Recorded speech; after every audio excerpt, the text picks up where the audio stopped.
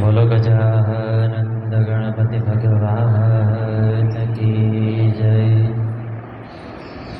नीलकंठेश्वर महादेव की जय। रामचंद्र भगवान की जय। कृष्ण कन्हैया लाल की जय। गजाननं भूत गणाधिसेवित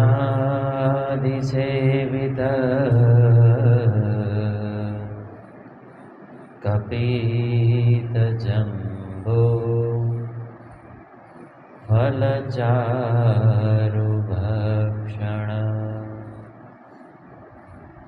उमासुतं शोक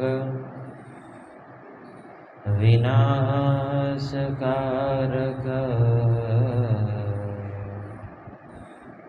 नमामि विघ्नेश्वर पादपङ्कज। नमामि विघ्नेश्वर पादपङ्कज।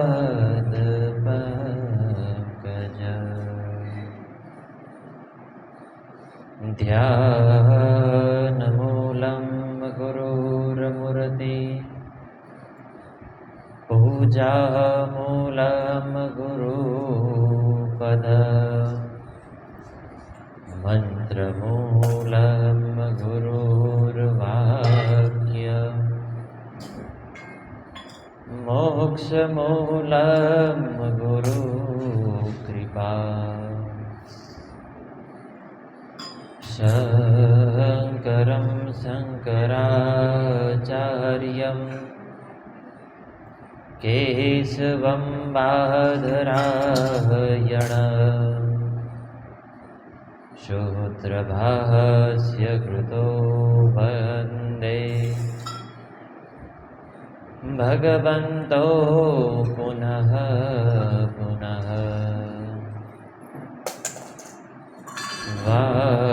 वागर्थाविव सम्पृक्तो वागर्थाः प्रतिपत्तये जगत्पितरौ वन्दे पार्वती परमेश्वर। वन्दे देवयुमापति सुरगुरु वन्दे जगत्कारण वन्दे पन्नगभूषणं मृगधरं वन्दे पशूनां पतिं वन्दे सूर्यशशाङ्कवहनिनयनं वन्दे मुकुन्दप्रियं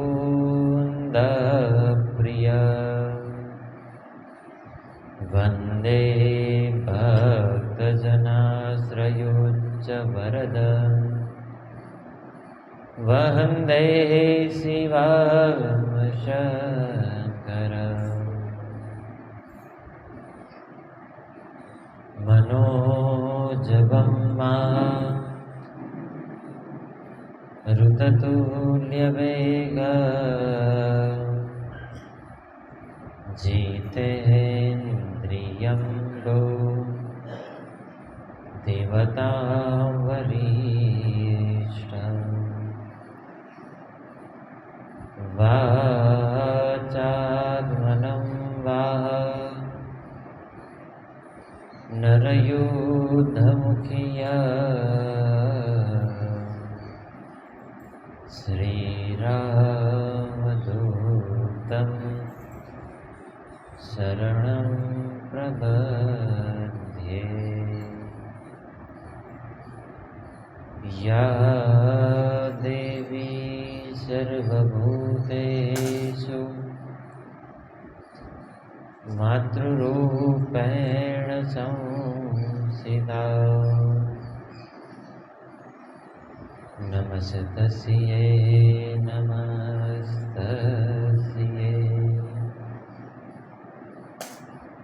नमस्तस्यै नमो नमः नमस्तस्यै नमस्तस्यै नमस्तस्यै नमो नमः।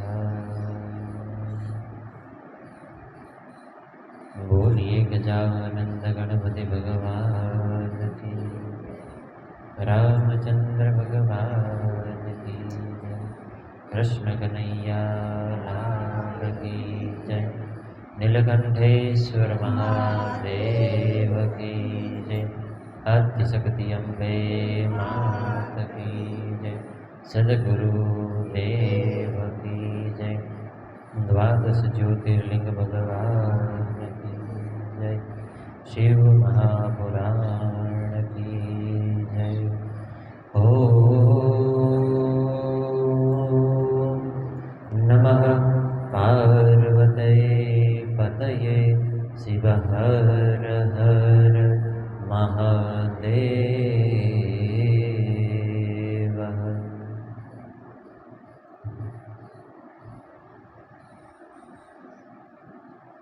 કથાનું આજનું આ દિવ્ય છત્ર, આજનો શુભ દિવસ, સુંદર તિથિ એકાદશી, એમાં પણ શ્રાવણ માસની પવિત્ર શ્રાવણ માસની એકાદશી. આજનું કથાનું આજનું સત્ર પ્રારંભ કરીએ તે પહેલા નિત્ય ક્રમાનુસાર જેના સાનિધ્યમાં આપણે બેઠા છીએ અને જેના આશીર્વાદથી આપણને આ દિવ્ય પુરાણ શ્રવણ કરવાનો એક અવસર મળ્યો છે, એવા ભગવાન નીલકંઠેશ્વર મહાદેવના ચરણમાં વંદન કરી ભગવાન વેદવ્યાસજીના ચરણમાં વંદન કરી ભગવતી સરસ્વતીના ચરણમાં વંદન કરી સદગુરુ ભગવાનના ચરણમાં વંદન કરી દેવતુલ્ય એવા માતા પિતાના ચરણમાં વંદન કરી કથાના આજના છત્રમાં આપણે પ્રવેશ કરીએ.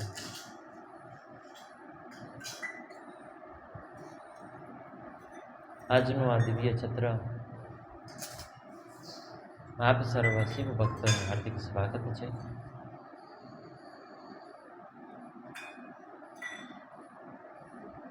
ગઈકાલની કથામાં આપણે શ્રવણ કર્યું. ગઈકાલની કથાની અંદર આપણે ભગવાન શિવના અંશ સ્વરૂપ કાર્તિકેય ભગવાનના દર્શન કર્યા અને જગદંબા શક્તિના અંશ સ્વરૂપ એવા ભગવાન ગણપતિના, ભગવાન ગણેશના દર્શન કર્યા. એમનું સુંદર ચરિત્ર, એમની સુંદર બાળ લીલા એ સંપૂર્ણ આપણે ગઈકાલની કથામાં શ્રવણ કર્યું. આજની આ દિવ્ય કથાની અંદર નારદ મુનિએ બ્રહ્માજીને પ્રશ્ન કર્યો છે કે તાડકાસુરનો વધ કર્યો એ બાદ ભગવાન મહાદેવે જે ત્રિપુર નગર છે એ નગરને બાળી અને ભસ્મ કર્યા છે, એ કથા ખૂબ પ્રચલિત છે. તો હે ભગવાન બ્રહ્મા, આપ કૃપા કરી અમને એ સુંદર કથા અમને શ્રવણ કરાવો. ત્યારે બ્રહ્માજી કહે છે કે આપે જે મને પ્રશ્ન કર્યો છે એવો જ પ્રશ્ન એક સમયે મહાત્મા જેને સર્વ પુરાણોની રચના કરી છે એવા વેદવ્યાસજીએ એક સમયે સનત કુમારોને કરેલો છે. અને આ પ્રશ્નના ઉત્તરમાં સનત કુમારે જે કથાનું વર્ણન કર્યું છે, એ કથાનું વર્ણન હું આપની સમક્ષ કરું છું, તો આપ કૃપા કરી શાંતિપૂર્વક શ્રદ્ધા વડે એ કથાને આપ શ્રવણ કરો. બ્રહ્માજી કહેવા લાગ્યા કે જ્યારે ભગવાન શિવના અંશ અવતાર, ભગવાન શિવના અમોઘ તેજમાંથી ઉત્પન્ન થયેલ એ જ્યારે કુમાર કાર્તિકે અને તારકાસુરનું એ અઘોર યુદ્ધ થયું, એ અઘોર યુદ્ધના અંતમાં જ્યારે કાર્તિક સ્વામીએ પોતાના અમોઘ શસ્ત્ર વડે એ તારકાસુરનો વધ કર્યો અને એને મોક્ષ ગતિ પમાડી યુદ્ધનો વિરામ થયો છે. પણ જેમ ધાર્મિક પુરુષના ત્યાં, ધાર્મિક વ્યક્તિના ત્યાં ધર્મમાન પુત્રની ઉત્પત્તિ થાય છે, એવી રીતે અસુર વૃત્તિ ધરાવનાર વ્યક્તિના ત્યાં હર હંમેશ અસુર મતિ ધરાવનાર સંતાનની જ પ્રાપ્તિ થાય છે. હે નારદ મુનિ, તારકાસુરનો વધ કર્યો, પણ એના ઘરે જે 3 સંતાન, 3 પુત્ર હતા, ત્રણેય પુત્ર એ અસુર બુદ્ધિ વાળા, મનની અંદર એક જ ભાવ કે મારા પિતાનો વધ કર્યો છે, એ વધનો એમનું જે મૃત્યુ થયું છે એના પ્રતિકાર રૂપે, જેમ મારા પિતાએ સ્વર્ગની અંદર પોતાનું આધિપત્ય સ્થાપિત કર્યું હતું, એવી રીતે અમે 3 લોકની અંદર અમારું આધિપત્ય સ્થાપિત કરીશું, એવી રીતે મનની અંદર ભાવના છે. એ 3 પુત્ર સૌથી જ્યેષ્ઠ છે, એનું નામ છે તારકાક્ષ. મધ્યમ કહેતા જે વચેટ છે એનું નામ છે કમલાક્ષ, અને સૌથી અનુજ જે સૌથી નાનો છે એનું નામ છે વિદ્યુમાલી. એ તારકાસુરના આ 3 પુત્રોએ અસંખ્ય વર્ષો સુધી બ્રહ્માજીનું અઘોર તપ કર્યું છે. તપનું વર્ણન પણ શિવ મહાપુરાણની અંદર ઉલ્લેખ છે કે કઈ 100 વર્ષ સુધી ઊંધા માથે એમણે વ્રત કર્યું છે.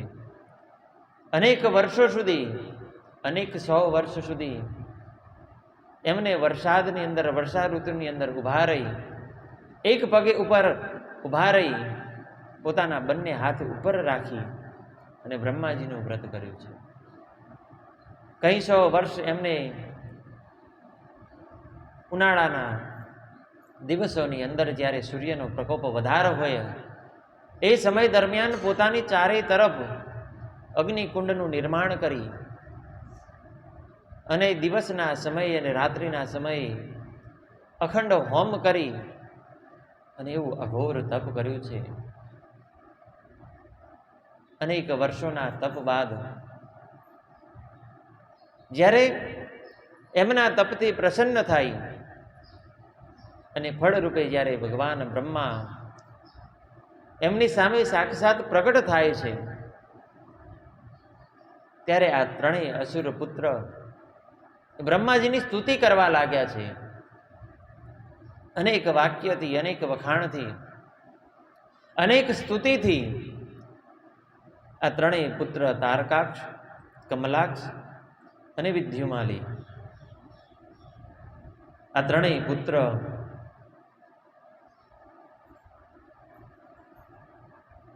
એ બ્રહ્માજીની ઉપાસના કરી છે. બ્રહ્માજીની ઉપાસના કરી બ્રહ્માજીએ આશીર્વાદ પણ આપ્યા. બ્રહ્માજી કહેવા લાગ્યા કે આપ 3 અસુર પુત્રના આ અઘોર તપથી હું ખૂબ પ્રસન્ન થયો છું. આ સૃષ્ટિમાં કાંઈ એવું કંઈ દ્રવ્ય નથી, આપને સ્વર્ગ આદિ સુખ પ્રદાન પણ કરી શકું એટલો હું સક્ષમ છું. આપના મનમાં જે કાંઈ વિચાર હોય એ મારી સામે પ્રગટ કરો અને મનવાંછિક ફલ, મનવાંછિક વરદાન મારી પાસે માંગો.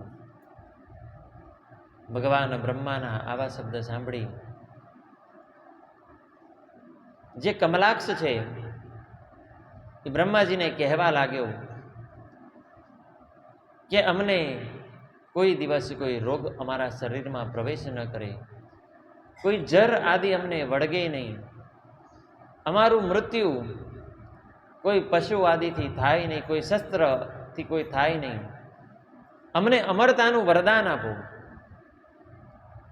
ત્યારે બ્રહ્માજી કહેવા લાગ્યા કે જેનો જન્મ થયો છે એનું મૃત્યુ નિશ્ચિત છે. આ સમગ્ર સૃષ્ટિમાં કોઈ તત્વ અમર નથી. ભગવાન પરમ તેજમાન એવા ભગવાન મહાદેવ સિવાય આ સૃષ્ટિમાં, આ બ્રહ્માંડમાં કોઈ અમર નથી. કારણ કે જેનો જન્મ થાય છે એનું મૃત્યુ અવશ્ય આવે જ છે, પણ ભગવાન મહાદેવ તો અજન્મા છે. જેનો જન્મ નથી એમનું મૃત્યુ પણ નથી. માટે ભગવાન મહાદેવ એકમાત્ર એ અમર છે, બાકી દરેક તત્વ નાશવંત છે. માટે હું તમને અમરતાનું વરદાન તો આપી નહીં શકું, પણ હે અસુર પુત્ર,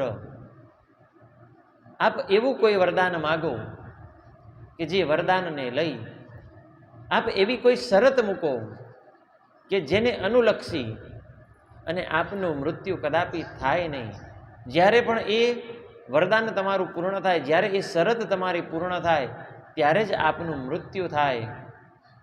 એવો કોઈ મનની અંદર વિચાર પ્રકટ કરી અને આપ એવું કોઈ વરદાન માગો કે જે મૃત્યુ પણ ન આવે અને આપ અમર પણ થઈ જાઓ. બ્રહ્માજીના વચન સાંભળે ત્રણેય પુત્ર એ પરસ્પર ભેગા મળી અને વિચાર કરવા લાગ્યા કે બ્રહ્માજી પાસે આપણે એવું તો કયું વરદાન માગીએ કે જેના કારણે આપણું મૃત્યુ પણ ન થાય અને આપણને અમરત્વ મળે. કારણ કે બ્રહ્માજી આપણને અમરતાનું વરદાન તો આપશે નહીં. ત્યારે એમાંથી સૌથી જ્યેષ્ઠ તારકાક્ષે કહ્યું, બ્રહ્માજીને કહેવા લાગ્યો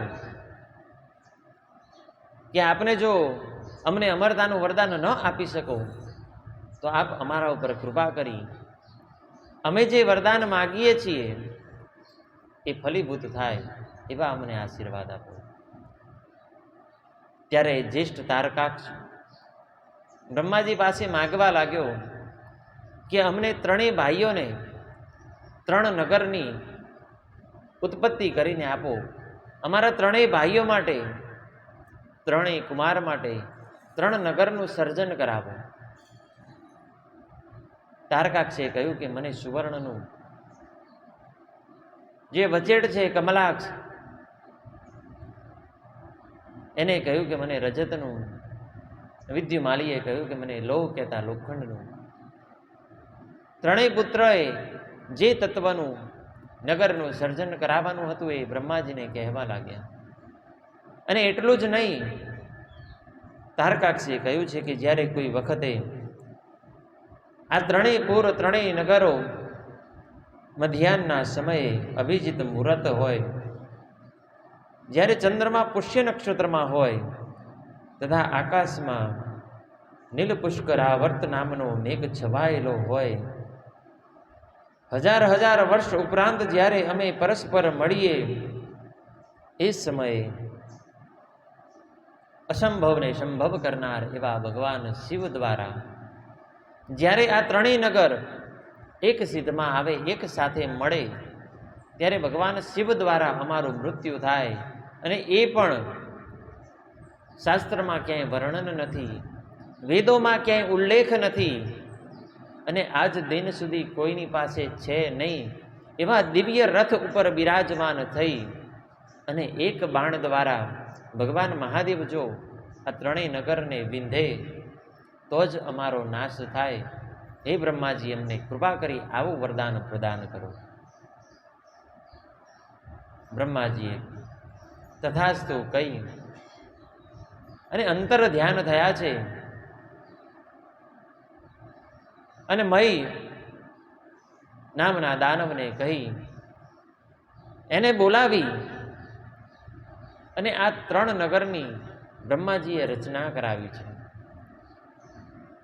તારકાક્ષ માટે સુવર્ણનું, વિદ્યુમાલી માટે રજત કહેતા ચાંદીનું અને કમલાક્ષ માટે લોહનું. આ 3 નગરની બ્રહ્માજીએ સર્જન કરાવ્યું છે. અને એટલું જ નહીં, તારકાક્ષે કહ્યું કે આ નગરની અંદર કોઈ પ્રવેશ ન કરી શકે, કોઈ દેવ પ્રવેશ ન કરી શકે, કોઈ અસુર પણ પ્રવેશ ન કરી શકે, એવા પણ અમને વરદાન આપો. જ્યારે આ 3 નગર પૂર્ણ રીતે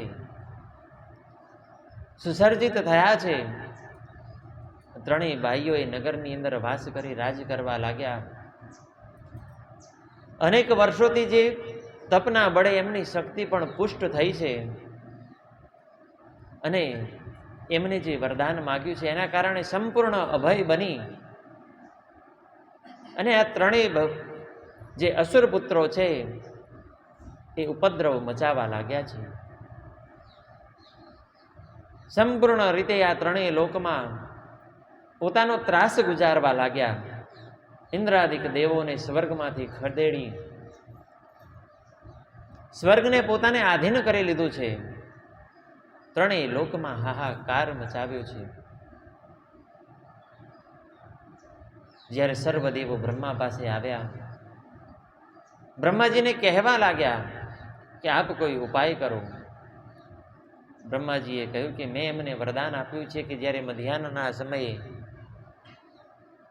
અભિજીત મુહૂર્ત હોય, આ 3 નગર એક સાથે મળ્યા હોય, ત્યારે ભગવાન શિવ દ્વારા જ આમનો નાશ થશે. બ્રહ્માદિ દેવો ભગવાન વિષ્ણુ પાસે ગયા. ભગવાન વિષ્ણુએ કહ્યું કે આ જે અસુર પુત્ર છે, જેટલા અસુરી બુદ્ધિવાળા છે એટલા જ શિવમય છે. દરેક દેવો ભગવાન વિષ્ણુનું આ વાક્ય સાંભળી અને અચંબિત થયા. ભગવાન વિષ્ણુને પૂછવા લાગ્યા કે આવું શા માટે? ભગવાન વિષ્ણુ કહેવા લાગ્યા કે અનેક પ્રકારના પાપ કરે છે, અનેક પ્રકારના ઉપદ્રવ કરે છે અને અંતે પોતાના નગરમાં જઈ અને શિવની પૂજા કરે છે, એટલે એમના જે કરેલ પાપ છે એ બળીને ભસ્મ થાય છે. માટે એમની ઉપર કોઈ પાપનું ઋણ નથી, માટે એમનો વિનાશ અને એમનો સર્વનાશ એટલી સરળતાથી થશે નહીં. એવું કોઈ તત્વ જો એમને ભગવાન શિવની ભક્તિથી વિમુખ કરાવે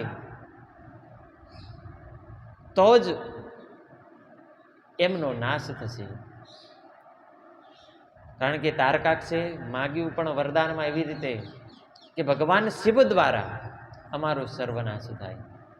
અને ભગવાન મહાદેવ તો એટલા દયાળુ છે કે ગમે તેવો પાપી હોય પણ જો એમના શરણે જાય તો એનો ઉદ્ધાર કરે છે, એમનો નાશ થવા દેતા નથી.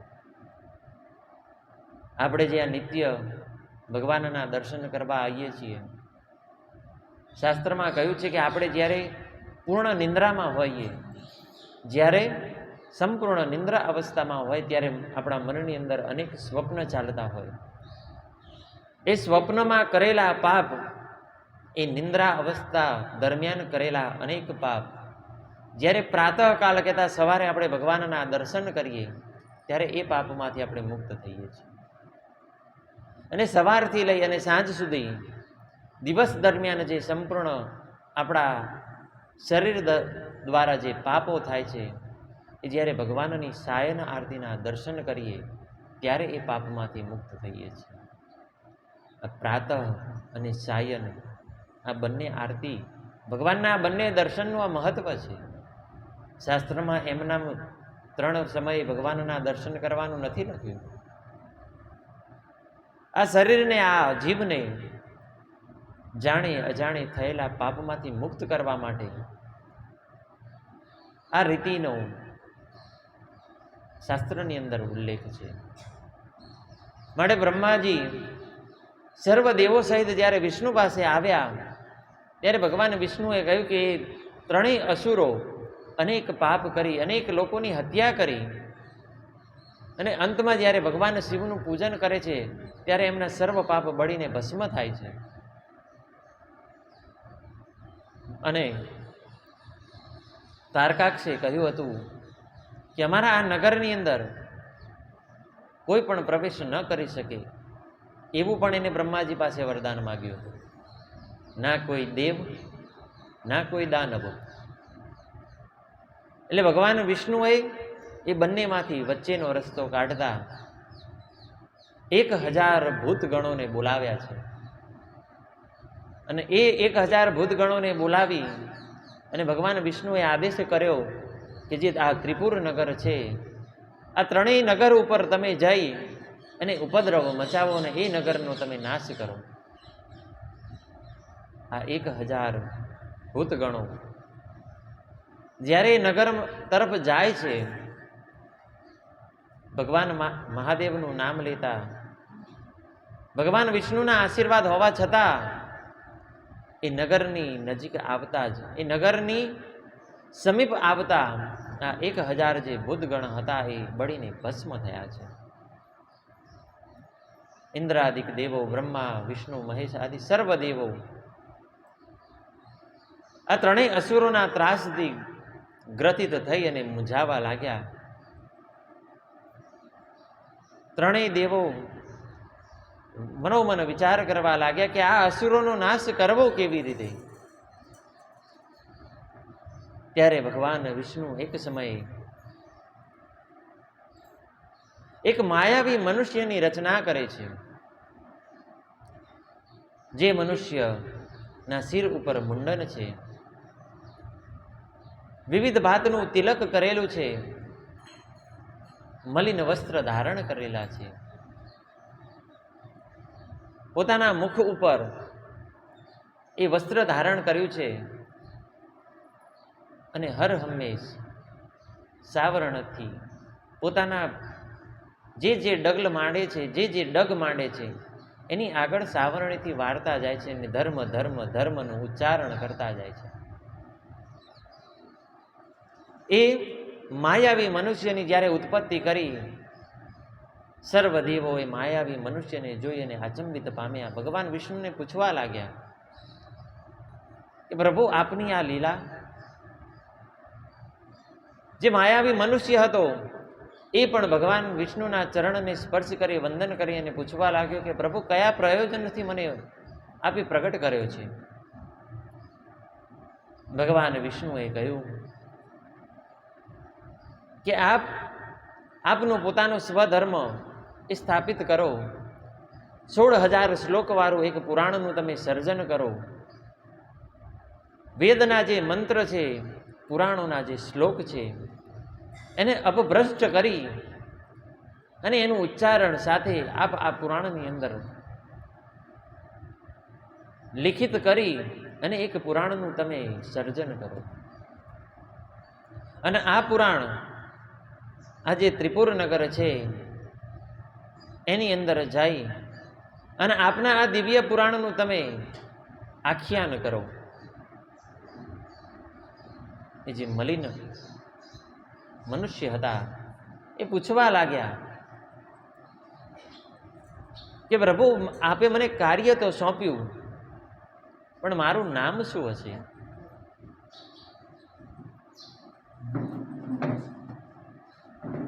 ત્યારે એમ ભગવાન વિષ્ણુ કહેવા લાગ્યા કે આપનું નામ અરિહન. એ ઉચ્ચારણ દ્વારા ભગવાને એ મલિન અને માયાવી પુરુષને અરિહન નામ આપ્યું છે. પછી તો પોતાના શાસ્ત્રનું એમને રચના કરી છે. જે ભગવાન વિષ્ણુના આદેશ પ્રમાણે 16000 શ્લોકનું એમને એક પુરાણનું એમને રચના કરી છે. અને એટલું જ નહીં, પોતાના તપોબળેથી એમને 4 શિષ્ય પણ બનાવ્યા છે, જે પોતાના સમાન જ વિદ્યમાન હતા. અને 4 શિષ્ય અને 5મા આ અરિહન કહેતા જે માયાવી પુરુષ છે, એ 5 ભગવાન વિષ્ણુ પાસે આવી અને વંદન કરી અને કહેવા લાગ્યા કે આપ આજ્ઞા કરો તો અમે ત્રિપુર નગર તરફ જઈએ. ભગવાને આજ્ઞા કરી અને આશીર્વાદ આપ્યા કે આપના શિષ્ય પણ આપ સમાન તેજસ્વી બને. અને આ પાંચેય અરિહન નામના ગુરુ અને ચાર એમના શિષ્ય, એમ પાંચેય જણા આ ત્રિપુર નગરની અંદર પ્રવેશ કરે છે. એક સુંદર વૃક્ષની નીચે બેસી અને પોતાના દ્વારા સર્જન કરેલ એ પુરાણનું આખ્યાન કરવા લાગ્યા છે, એનું ભાષણ કરવા લાગ્યા છે. પણ એમનું આ પુરાણને સાંભળવા કોઈ આવતું નથી. અનેક દિવસો સુધી એ પુરાણનું આખ્યાન કરે છે, પણ એમનું આ પુરાણને શ્રવણ કરવા કોઈ મનુષ્ય, એ 3 અસુર નગરમાં રહેલા કોઈ પણ વ્યક્તિ એ પુરાણને શ્રવણ કરવા માટે ક્યાં અરિહન પાસે દીક્ષા લેવા માટે આવતું નથી. અને આ પીડાથી અરિહને ભગવાન વિષ્ણુનું સ્મરણ કર્યું છે. ભગવાન વિષ્ણુને પ્રાર્થના કરી કે અનેક દિવસોથી આપે જે મને માર્ગ બતાવ્યો છે, એ માર્ગને લઈ હું મારા પુરાણનું આખ્યાન તો કરું છું, પણ કોઈ શ્રવણ કરવા આવતું નથી. આપ મને કોઈ ઉપાય બતાવો. ત્યારે ભગવાન વિષ્ણુ એમના પરમ ભક્ત એવા નારદજીનું આવાહન કરે છે, નારદજીને બોલાવે છે અને નારદજીને કહે છે કે આપ આ ત્રિપુર નગરમાં જાઓ અને જે 5 ભક્ત છે એમની પાસેથી તમે દીક્ષા લઈ અને એ દીક્ષાનો તમે પ્રચાર કરો. નારદ મુનિ પણ એ નગરમાં આવે છે. એ અરિહન પાસેથી દીક્ષા ગ્રહણ કરી અને નારદ મુનિ એમના સ્વધર્મનું એ 3 પુરની અંદર પ્રચાર કરવા લાગ્યા છે. નારદ મુનિ કહેવા લાગ્યા કે આજ દિન સુધી મેં જેટલા પણ ધર્મ જોયા છે એનાથી આ ધર્મ ખૂબ વિશેષ છે. આજ દિન સુધી જેટલા પણ મેં ગ્રંથો વાંચ્યા છે, જેટલા પણ મેં પુરાણનું આખ્યાન કર્યું છે, એમને મેં શ્રવણ કર્યા છે, એનાથી પણ વિશેષ આમનું આ દિવ્ય પુરાણ છે, જેનું આ 5 જણા આખ્યાન કરી રહ્યા છે. અને એમના ધર્મની દીક્ષા લેવાથી સર્વને સુખ પ્રદાન થાય છે. અને નારદજીના આવા વચન સાંભળી જે ત્રિપુર સુર હતા, જે ત્રિપુરાધિપતિ હતા, એવા તારકાક્ષ, કમલાક્ષ અને વિદ્યુમાલી, એમને પરસ્પર મનની અંદર કુબુદ્ધિ સૂજી છે અને મનોમન વિચારવા લાગ્યા કે જે ધર્મને નારદ મુનિ શ્રેષ્ઠ કહેતા હોય, જે ધર્મનું આખ્યાન, જે ધર્મના ગુણગાન નારદ મુનિ ગાતા હોય અને જે ધર્મની દીક્ષા નારદજીએ સ્વયં લીધી હોય, એ ધર્મ સાધારણ ન હોય. અત્યારે પણ કળિયુગમાં તમે જુઓ, કળિયુગનો પ્રભાવ છે અને કળિયુગમાં ધર્મની પરિભાષામાં કહેલું છે કે કળિયુગની અંદર પાખંડ પૂજા છે. અત્યારે ધર્મ માત્ર એક જ છે, જે આદિ અનંત છે, સત્ય સનાતન ધર્મ, જે વૈદિક પરંપરાને આધીન છે. પણ અત્યારે એ ધર્મનો ત્યાગ કરતા અનેક સંપ્રદાયો ઉત્પન્ન થવા લાગ્યા છે. નિત્ય એક સંપ્રદાય જન્મ ધારણ કરે છે અને દરેક સંપ્રદાય એ પોતાના મહાપુરુષને ભગવાન સાબિત કરી અને જે પરમ તેજ, પરમ બ્રહ્મ છે એવા ભગવાન મહાદેવને પણ એમના શિષ્ય તરીકે દર્શાવે છે. અને આ અનેક સંપ્રદાયોમાં અનેક મનુષ્ય સનાતન ધર્મનો ત્યાગ કરી માત્ર એ સંપ્રદાયને સર્વોપરી માની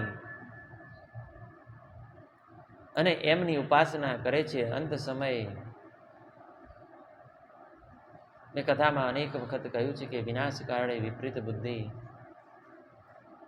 સનાતન ધર્મ જેવો કોઈ દિવ્ય ધર્મ નથી. આપણા વેદ પુરાણો જેવા કોઈ દિવ્ય પુરાણો નથી. ભગવાન મહાદેવ જેવું કોઈ સાનિધ્ય નથી. પણ છતાં આ સર્વનો ત્યાગ કરી અને અન્ય સંપ્રદાયોને અપનાવીએ તો આ જન્મારો આપણા માટે અફળ છે. એવી રીતે આ ત્રણેય અસુરોએ પોતાનો જે સ્વધર્મ હતો, જે નિત્ય ભગવાન મહાદેવની પૂજા ઉપાસના કરતા હતા, એનો ત્યાગ કરી અને નારદજીના વચને આવી અને જે આ અરિહન હતા એમની પાસે દીક્ષા ગ્રહણ કરી છે. અને અરિહને કહેવા લાગ્યા છે કે આ ધર્મ સર્વાધિક શ્રેષ્ઠ છે, આ ધર્મની ઉપર કાંઈ છે જ નહીં. એવી રીતે અનેક પ્રકારે એ આ જે અરિહન અને એમના જે 4 દૂત હતા, એમના જે 4 શિષ્ય હતા, એમને પોતાની નીચે અનેક શિષ્યો બનાવ્યા છે. અને આ જે 3 અસુર હતા એમને પણ અરિહન કહેવા લાગ્યા કે જો તમારે પૂજન કરવું હોય તો જે આપણી 5 કામેન્દ્રિય, 5 છે, એક જ્ઞાનેન્દ્રિય, મન અને બુદ્ધિ, આ 12નું તમે પૂજન કરો. 5 કામેન્દ્રિયમાં આવે હાથ, પગ, આપણી જનેન્દ્રિય, આપણો પૃષ્ઠભાગ અને આપણી વાણી. એ છે આપણી 5 કર્મ ઇન્દ્રિયો. અને 5 જ્ઞાન ઇન્દ્રિયો છે એ આંખ, કાન, સ્પર્શ, આ જીભ ઉપર આપણે જે રસનો અનુભવ કરી શકીએ છીએ એ રસ, અને નાસિકા દ્વારા જે ગંધની આપણે અનુભૂતિ કરી શકીએ છીએ એ નાક, અને આપણું મન અને બુદ્ધિ. અરિહંતના કહેવા પ્રમાણે આ 12 તત્વથી બનેલું આ શરીર, એ કહેવા લાગ્યા કે આપણું જે શરીર છે એ જ સર્વોપરી છે. આપ એની જ સાધના કરો, એને સુખ આપો. શરીરને સુખ આપશો તો આપના મનને સુખ મળશે ને તમારા આત્માને પણ સુખ મળશે. એવા ધર્મનો પ્રચાર કરવા લાગ્યા અને એ ધર્મને આધીન થઈ આ 3 અસુરોની મતિ ભ્રષ્ટ થઈ છે અને શિવ પૂજાનો ત્યાગ કરી વ્યભિચારના માર્ગે વળ્યા છે, આ બીજા ધર્મના માર્ગે વળ્યા છે. અને ધીમે ધીમે જ્યારે સંપૂર્ણપણે આ 3 નગરમાંથી શિવ પૂજા સંપૂર્ણપણે એ પૂર્ણ થઈ ગઈ.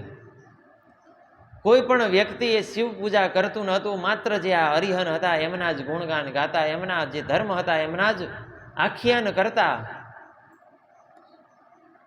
અને બરોબર એ સમયને યોગે ભગવાને એવી માયા કરી કે 3 નગર એ એક સમીપ આવવા લાગ્યા છે. એ 3 નગર એક સિદ્ધમાં આવ્યા અને દરેક દેવો ભગવાન મહાદેવની ઉપાસના કરવા લાગ્યા કે પ્રભુ આ જ સમય છે, આજ ઘડી આપ આ 3 અસુરો સહિત આ 3 નગરનો નાશ કરશો તો જ અમને સર્વ દેવોને સુખ પ્રદાન થશે. નહીં તો આ 3 અસુર એટલા પ્રભાવશાળી છે, એટલા બળવાન છે, એટલા પરાક્રમી છે કે જેની સમક્ષ અમારા અનેક અસ્ત્ર એ નિસ્તેજ થઈ ગયા છે. ભગવાન વિશ્વકર્માએ ભગવાન શિવ માટે ખૂબ સુંદર રથનું નિર્માણ કર્યું છે. એ રથના જે બંને પૈડા છે, એક બાજુ ચંદ્ર છે, એક બાજુ સૂર્ય છે. એક પૈડાની અંદર જે સૂર્ય સમાન છે એની અંદર 12 આદિત્યનો વાસ છે, અને રથનું જે બીજું પૈડું છે જેની અંદર ચંદ્રમાનો વાસ છે એની અંદર ચંદ્રના 16 કળાઓનો વાસ છે. એવો રથ આજ દિન સુધી નથી કોઈ પુરાણમાં ઉલ્લેખ, નથી કોઈ વેદમાં એને પ્રાપ્ત થયો, કે નથી કોઈ દેવ પાસે, નથી કોઈ દાનવ પાસે. વિશ્વકર્માએ એવા દિવ્ય રથનું નિર્માણ કર્યું છે અને ભગવાન મહાદેવ એ રથ આકાશ માર્ગે લઈ જઈ બરોબર મધ્યાહનનો સમય થયો છે, અભિજીત મુહૂર્ત છે, પુષ્ય નક્ષત્રમાં ચંદ્રમા છે. બરોબર જે તારકાક્ષે જે વરદાન માગ્યું હતું એક ક્ષણ એ ઘટિત થઈ છે. અને બરોબર એ જ સમયે ભગવાન મહાદેવે પોતાનું અમોઘ શસ્ત્ર દ્વારા, અમોઘ બાણ દ્વારા આ ત્રણેય પૂરને એક સાથે વિંધ્યા છે. અને ભગવાનના બાણથી વિંધાવાને કારણે આ ત્રણેય પૂરની અંદર, આ ત્રણેય નગરની અંદર અનેક પ્રકારના અગ્નિ પ્રગટવા લાગ્યા છે. અને ત્રણેય પૂર, આ ત્રણેય નગર બળીને ભસ્મ થયા છે. અને આવી રીતે આ ત્રણેય અસુર પુત્ર તારકાક્ષ, વિદ્યુમાલી અને કમલાક્ષ, એ ત્રણેયનો નાશ થયો છે, ત્રણેયનો વધ થયો છે. સનત કુમારોએ જ્યારે વેદવ્યાસજીને આ સંપૂર્ણ વૃતાંત કહ્યું, આ બાજુ બ્રહ્માજીએ નારદ મુનિને સંપૂર્ણ વૃતાંત કહ્યું, નારદ મુનિને ફરીથી પ્રશ્ન થયો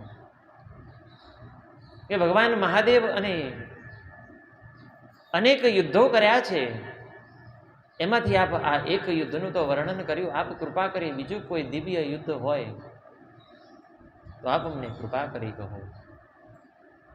મહાદેવે યુદ્ધ તો અનેક કર્યા છે, પણ આપણી પાસે પણ સમયનો અભાવ છે. કથાને જ્યારે 15 દિવસ પૂર્ણ થાય છે, રક્ષાબંધનના દિવસે, ત્યાં સુધી એને આપણે જે 7 સંહિતા છે એમાંથી મુખ્ય મુખ્ય કથાઓનું આપણે શ્રવણ કરીશું. એ 7 સંહિતાને ન્યાય મળે એ માટે આ યુદ્ધ સંહિતા, રુદ્ર સંહિતાનો આ યુદ્ધ ખંડમાંથી આપણે 2 મુખ્ય યુદ્ધ જે છે, એક આ ત્રિપુરાસુરનો વધ અને જે બીજા નંબરે છે એ જાલંધરનો વધ, આ 2 મુખ્ય યુદ્ધના કથાનું આપણે શ્રવણ કરીશું.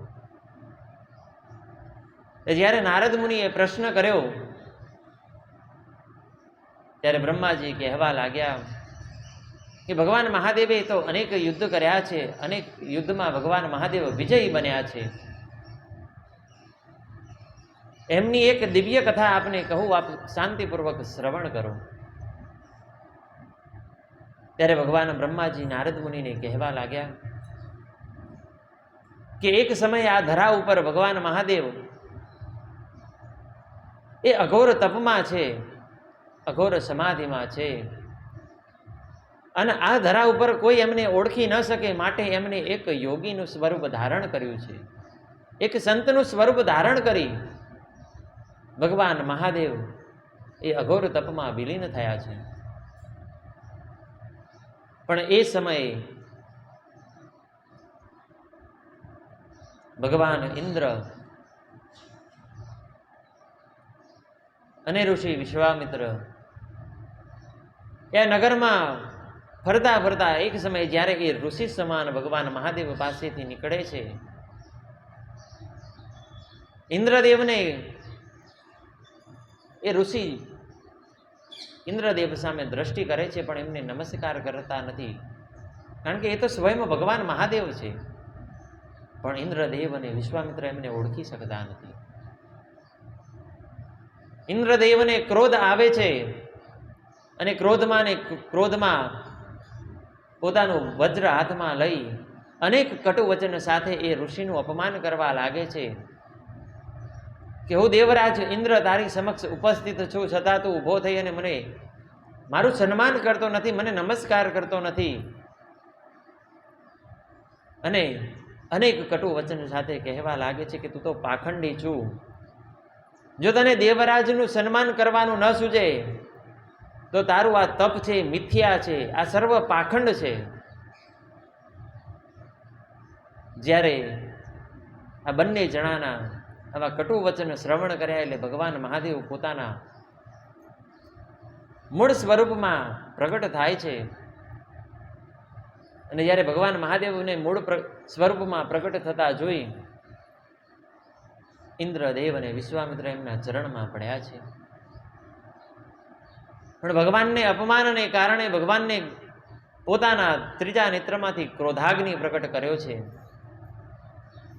પણ બંને જણા એમના ચરણમાં પડી અને ચરણ પકડી અને ક્ષમા માગવા લાગ્યા છે કે પ્રભુ અમે આપની લીલાને ઓળખી ન શક્યા, આપના દિવ્ય સ્વરૂપને અમે જાણી ન શક્યા, અમને ક્ષમા કરો.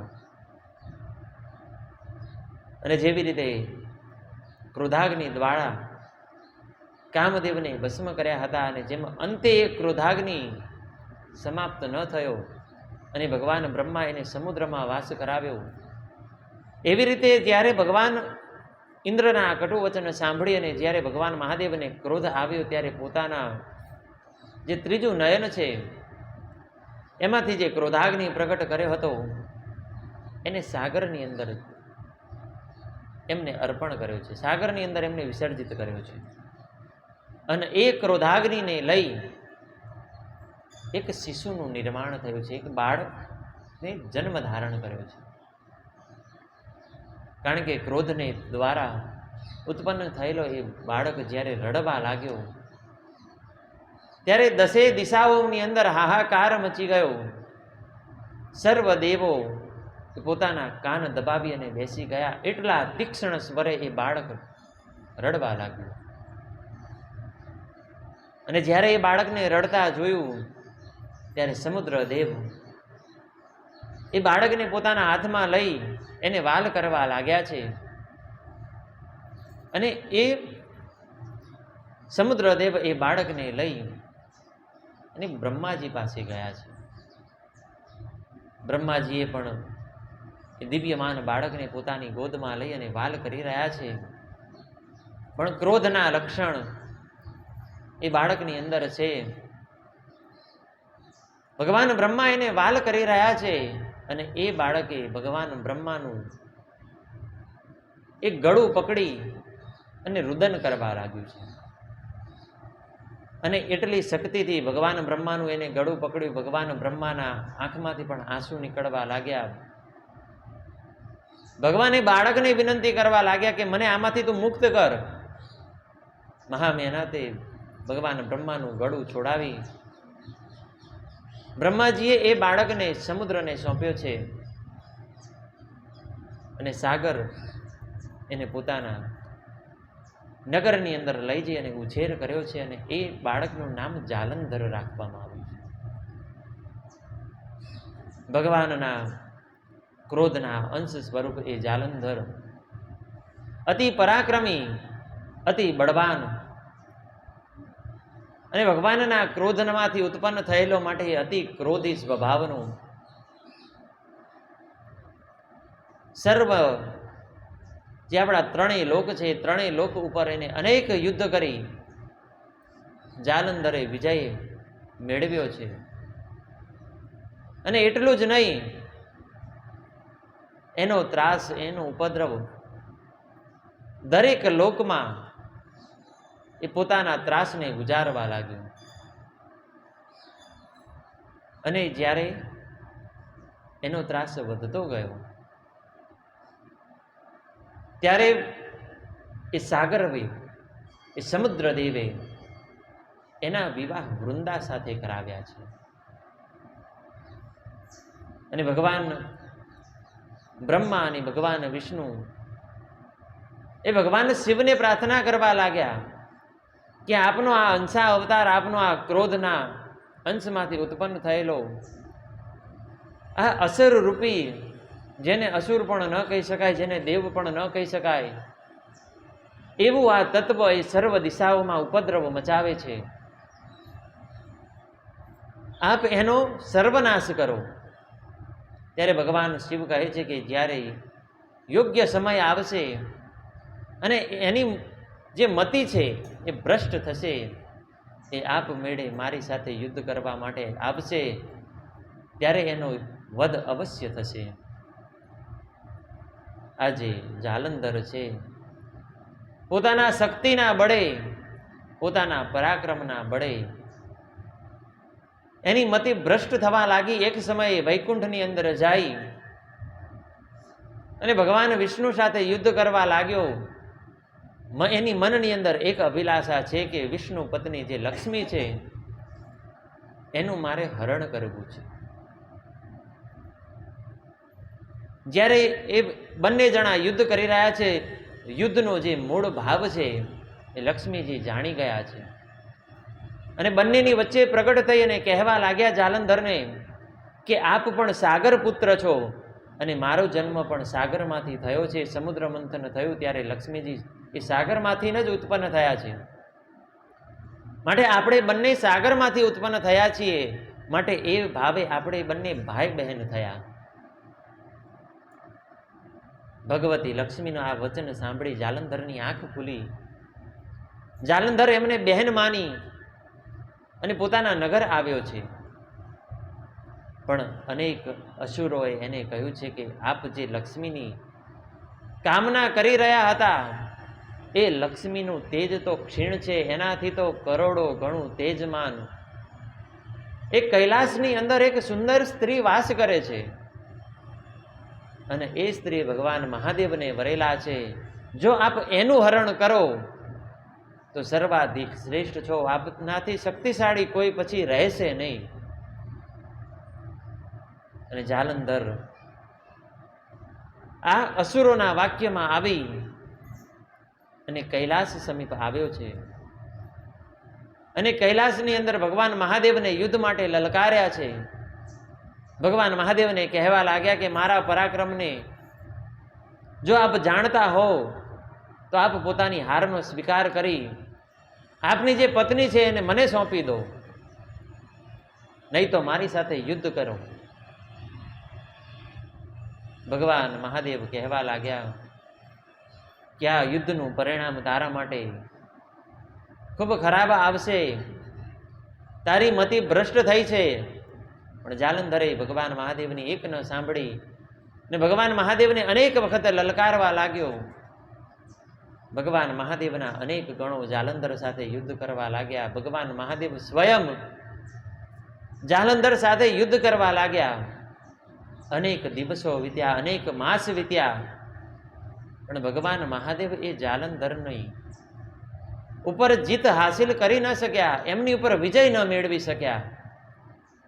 ત્યારે ભગવાન વિષ્ણુને ભગવાન મહાદેવ પૂછવા લાગ્યા કે આજ દિન સુધી મારી સામે કોઈ એવો અસુર, કોઈ દેવ, કોઈ એવું તત્વ આવ્યું નથી કે જેને હું પરાજિત ન કરી શકું. પણ આ જાલંધર મારી સામે પરાજિત થતો નથી, એની પાછળનું તમે કારણ તપાસ કરો. એ કઈ શક્તિના બળે એ હર હંમેશ અભિજીત છે, એ મારાથી પણ પરાજિત થતો નથી. ત્યારે ભગવાન મહાદેવના આ વચન સાંભળી ભગવાન વિષ્ણુ જ્યાં જાલંધર રહેતો હતો એ નગરમાં જઈ અને સંપૂર્ણ રીતે એની શક્તિનું કારણ ગોતે છે. તો જે એની પત્ની છે વૃંદા, એ સંપૂર્ણ પતિવ્રતા છે અને પતિવ્રતાના બળે જાલંધરનું મૃત્યુ થતું નથી. એને સંપૂર્ણ શક્તિ એના પતિવ્રતાના વ્રત દ્વારા મળે છે. ભગવાન વિષ્ણુએ કહ્યું કે જો વૃંદાની આ પતિવ્રતાને હું ખંડ કરું, એની આ પતિવ્રતાના વ્રતને હું ભંગ કરાવું, તો જાલંધરની જે શક્તિ છે એ ક્ષીણ થશે અને ભગવાન મહાદેવ દ્વારા એનો વધ થશે. મનની અંદર આવો વિચાર કરી ભગવાન વિષ્ણુ સ્વયં જાલંધરનું સ્વરૂપ ધારણ કરી અને નગરની અંદર પ્રવેશ કરે છે. પોતાના મહેલની અંદર પ્રવેશ કરી પોતાની જે જાલંધરની પત્ની હતી એ વૃંદા સાથે ભગવાન વિષ્ણુ રહેવા લાગે છે. અને વૃંદા પણ ભગવાન વિષ્ણુને જાલંધર સ્વરૂપ હતા એટલે જાલંધર સમજી અને પોતાના પત્ની ધર્મને સંપૂર્ણપણે નિભાવવા લાગી છે. અને શાસ્ત્ર સંમત છે, ભલે સ્વરૂપ જાલંધરનું છે પણ છે તો ભગવાન વિષ્ણુ, એટલે પુરુષ ગમન કર્યું છે, માટે એની જે પતિવ્રતા વ્રત હતું એ ભંગ થયું છે. અને આ વ્રત ભંગ થવાથી જાલંધરની જે શક્તિ છે ક્ષીણ થવા લાગી. જાલંધર છે ધીમે ધીમે પરાજયને પામ્યો અને ભગવાન મહાદેવે એ જાલંધરનો વધ કર્યો છે. આ વાતની જાણ જ્યારે વૃંદાને થઈ, વૃંદાને પણ પોતાના વ્રત ઉપર એક અભિમાન હતું કે જ્યાં સુધી મારું વ્રત છે ત્યાં સુધી મારા પરમેશ્વરને કોઈ પરાજય નહીં કરી શકે. પણ જ્યારે જાલંધરના આ વધના સમાચાર વૃંદાને મળ્યા છે, વૃંદા ખૂબ હતાશ થઈ છે. મનની અંદર અનેક વિચારો વૃંદાના ફરી રહ્યા છે. એને તો હજી એ પણ ખબર નથી કે જાલંધરના સ્વરૂપે ભગવાન વિષ્ણુ મારી સાથે આવી અને અનેક દિવસ સુધી અને વિહાર કરીને ગયા છે. પણ જ્યારે પતિવ્રતા સ્ત્રી છે એનું પણ એક તપબળ હોય છે. દેવી અનસૂયાની કથા આપે શ્રવણ કરી હશે. પોતે પતિવ્રતા હતા, બ્રહ્મા વિષ્ણુ મહેશને પણ બાળ સ્વરૂપ કરી દીધા અને એ બાળ સ્વરૂપમાંથી ગુરુ દત્તાત્રેયનો જન્મ થયો છે. એ આ પતિવ્રતા સ્ત્રી વૃંદાએ જ્યારે પોતાના તપ બળે એ સંપૂર્ણ વૃતાંત જાણવા લાગી અને મનની અંદર વિચાર કરવા લાગી કે ભગવાન વિષ્ણુએ મારું આ તપને ખંડ કર્યું છે, મારા આ વ્રતને ભગવાન વિષ્ણુ આવી અને ભંગ કરી ગયા છે. જ્યારે એને જાણ થઈ ત્યારે અત્યંત ક્રોધમાં ભગવાન વિષ્ણુને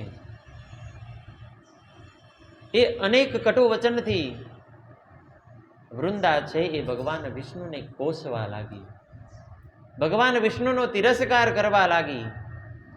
ત્યારે ભગવાન વિષ્ણુ એની સામે પ્રગટ થયા છે.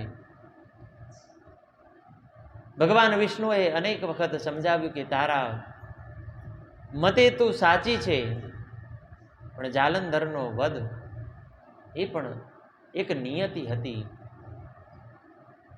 વૃંદા એ પોતાના પતિના પ્રેમમાં ભગવાન વિષ્ણુને શ્રાપ આપ્યો છે કે આપ પથ્થરના થઈ જાઓ.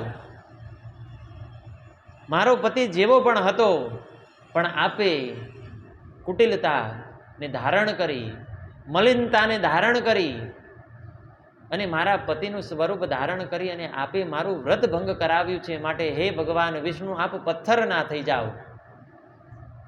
અનેક દેવોએ સમજાવ્યા, ભગવાન મહાદેવે સમજાવી. ત્યારે એ વૃંદાએ પોતાનો શ્રાપ પાછો લીધો છે. ભગવાને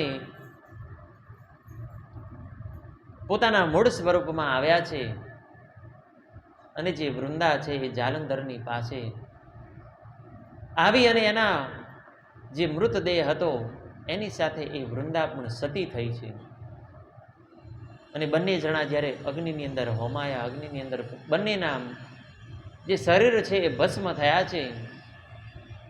ત્યારે એ વૃંદાના શરીરની જે રાખ હતી, જે ભસ્મ હતી, એમાંથી એક સુંદર છોડની નિર્મિતિ થઈ છે અને એ છોડ છે એ તુલસીનો છોડ. અને ત્યારે ભગવાન વિષ્ણુએ એ વૃંદાની પવિત્રતા જળવાય, એ તુલસીની પવિત્રતા જળવાય એ માટે એના શ્રાપને અનિભૂત થઈ અને પોતાનું એક અંશ સ્વરૂપે, પથ્થર સ્વરૂપે એમના સ્વરૂપનું નિરૂપણ કર્યું છે. એ જ ભગવાન શાલિગ્રામ. અને કાર્તિક માસ કહેતા કાર્તક મહિનાની એકાદશીએ ભગવાને વિધિપૂર્વક, ભગવાન શાલિગ્રામે વિધિપૂર્વક એ તુલસીનું ગ્રહણ કર્યા છે, એમની સાથે વિવાહ કર્યા છે. માટે અત્યારે કળિયુગમાં પણ આપણે કાર્તિક મહિનાની એકાદશીએ તુલસી વિવાહ રાખીએ છીએ, અનેક ઉત્સવ કરીએ છીએ, ધામધૂમથી તુલસી અને શાલિગ્રામના વિવાહ કરાવીએ છીએ. અને શાસ્ત્રમાં તો કહ્યું છે કે જે એ વિવાહના દર્શન કરે, જે એ વિવાહમાં સહભાગી થાય, એને ભગવાન વિષ્ણુની કૃપાથી અવશ્ય વૈકુંઠની પ્રાપ્તિ થાય છે. એટલે જ્યારે પણ આ સમાજની અંદર તમને ક્યાંય પણ આમંત્રણ મળે કે આ જગ્યાએ તુલસી વિવાહ છે, તો થોડો ઘણો પણ સમય કાઢી એના દર્શન કરવા અવશ્ય જાજો. કારણ કે જેટલું તુલસી વિવાહનું મહત્વ છે, જેટલું ભગવાન શિવ પાર્વતી વિવાહનું મહત્વ છે, એ અનેક પુરાણો, અનેક ગ્રંથો, અનેક વેદમાં કહ્યું છે. માટે જ્યારે પણ સમય મળે, જ્યારે પણ આવા તમારા કાને સમાચાર મળે કે આ જગ્યાએ તુલસી વિવાહ છે, તો એના નિશ્ચિત રૂપે દર્શન કરવા અવશ્ય તમારે જવું. યુદ્ધખંડના જે આ બે મુખ્ય યુદ્ધ છે એનું સંપૂર્ણ વૃત્તાંત જ્યારે બ્રહ્માજી કહેવા લાગ્યા ત્યારે નારદ મુનિએ કહ્યું કે ભગવાન મહાદેવની લીલા તો અપાર છે. ભગવાન મહાદેવે ધારણ કરેલા અનેક અવતારો વિશે પણ મારે જાણવું છે. હે પિતામહ બ્રહ્મા, આપ મને કૃપા કરી ભગવાન મહાદેવના દિવ્ય અવતારો વિશે જણાવો. ભગવાન મહાદેવના દિવ્ય અવતારોની કથા આપણે આવતીકાલે શ્રવણ કરીશું. પણ જે આ યુદ્ધખંડ છે, આ યુદ્ધખંડને ન્યાય આપતા, આજના આ દિવ્ય કથાના ચિત્રને વિરામ આપતા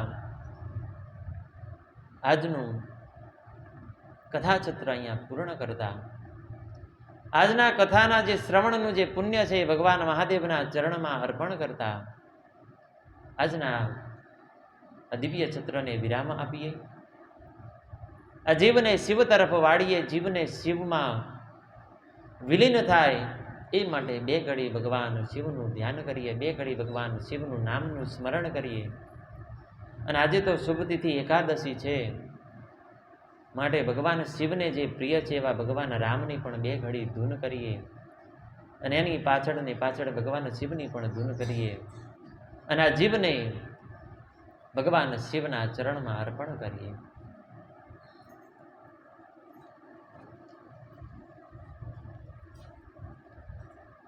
ગુરુ નીલકંઠેશ્વર મહાદેવ કી, રામચંદ્ર ભગવાન કી જય, કૃષ્ણ કનૈયા લાલ કી જય. શ્રી રામ જય રામ, જય જય રામ. શ્રી રામ જય રામ, જય જય રામ. શ્રી રામ જય રામ, જય જય રામ.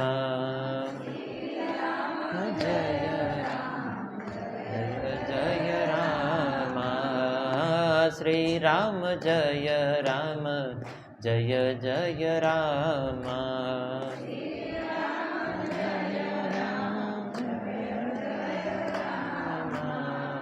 શ્રી રામ જય રામ, જય જય રામ.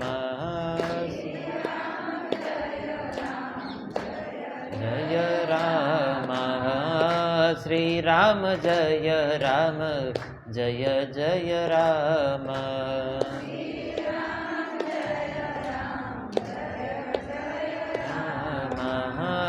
શ્રી રામ જય રામ, જય જય રામ. જય રામ, જય જય રામ. શ્રી રામ જય રામ, જય જય રામ. શ્રી રામ જય રામ, જય જય રામ. શ્રી રામ જય રામ, જય જય રામ. જય રામ. નમઃ શિવાય ઓમ નમઃ શિવાય. નમઃ શિવાય. હર હર હર બોલે નમઃ શિવાય.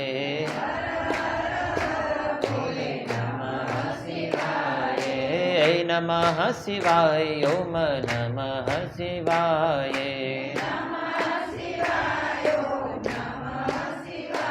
ઓ હર હર હર બોલે નમઃ શિવાય.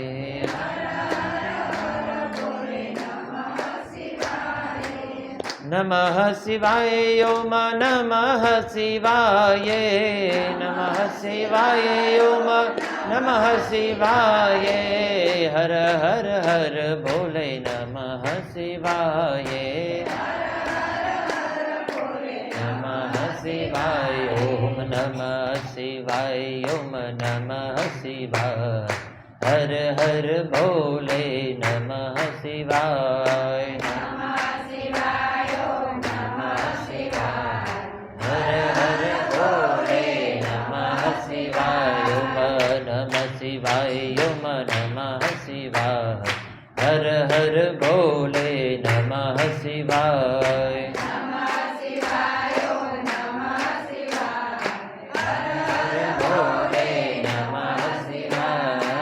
નમઃ શિવાય ઓમ નમઃ શિવાય. હર હર ભોલે નમઃ શિવાય. નમઃ શિવાય ઓમ નમઃ શિવાય. હર હર ભોલે નમઃ શિવાય. ઓમ નમઃ શિવાય ઓમ નમઃ શિવાય.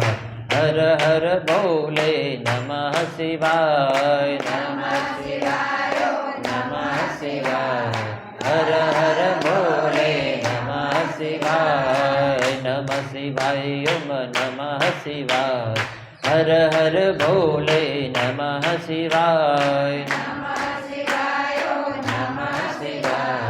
હર હર ભોલે નમઃ શિવાય. બોલો ગજાનંદ ગણપતિ ભગવાન કી જય. રામચંદ્ર ભગવાન કી જય. કૃષ્ણ કનૈયા લાલ કી જય. શ્રી શિવ મહાપુરાણ કી જય. સત્ય સનાતન વૈદિક હિન્દુ ધર્મ કી જય. સદગુરુ દેવ કી જય. જગ્યા ભૌમ કી જય. પવન સુત હનુમાનજી મહારાજ કી જય. આદ્ય શક્તિ અંબે માત કી જય. નીલકંઠેશ્વર મહાદેવ કી જય. ગામ ટોડા દેવ કી જય. ઓમ નમઃ પાર્વતય પતય શિવ હર હર મહાદેવ.